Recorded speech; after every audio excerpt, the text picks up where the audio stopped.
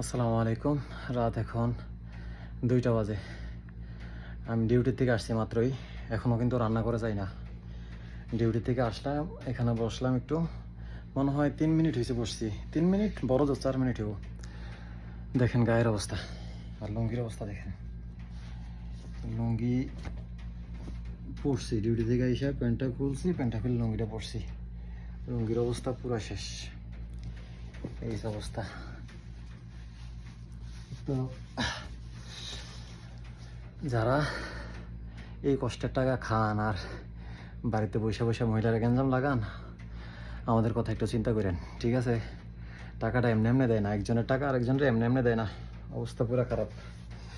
মাত্র আসছি ডিউটি থেকে, এখনও রান্না করে দেয় না। বুঝেন, এই গরমের ভিতরে এখন আবার রান্না করে যাওয়া লাগবো।